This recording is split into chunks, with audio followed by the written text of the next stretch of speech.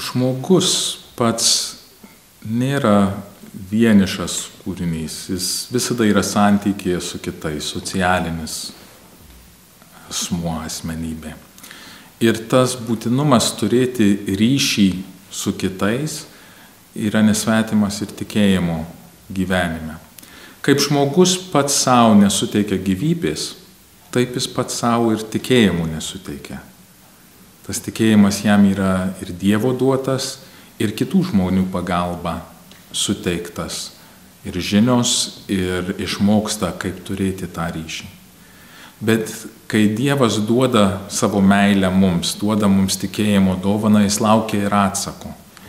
Ir tas atsakas yra meilė. Meilė Dievui ir meilė jo kūrinijai. Meilė ir kitiems žmonėms. Kai mes įeinam į santykį su juo, mes įeinam į visai kitą santykį su jo kūrinyje ir kitais žmonėmis.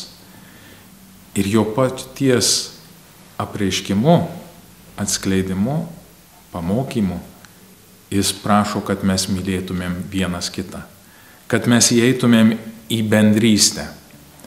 Ir todėl bažnyčia kaip tik yra Dievo sukurtas įrankis, kad mes mokėtumėm įeiti į teisingą bendrystę su Dievu ir vienas su kitu. Kad mes išmoktumėm jį mylėti, atsakyti į tą meilę, jam taip, kaip jis nori, ir jam dėkoti taip, kaip jis nori. Aš visada prisimenu pasakojimą apie vyrą ir žmoną, kurie nutarė dovanoti viens kitam pačią geriausią dovaną jų vedybinės sukakties proga. Tik tai vyras žmonai dovanojo gerą butelį viskio, o žmona vyrui labai gerą bonkutę perfumų. Ir čia mes tą pačią klaidą ir dažnai padarom. Mes norim dovanoti kitam tas, kas mums patinka, kaip mes įsivaizduojam.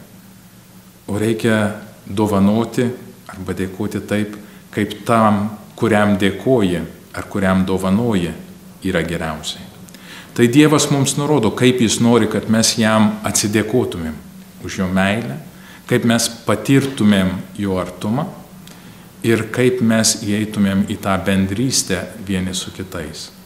Ir tokiu būdu tas tikėjimas, tas aš tikiu, tampa Dievo valia, mes tikime. Ir tai yra, kaip bažnyčia, yra tikėjimo išreiškimas.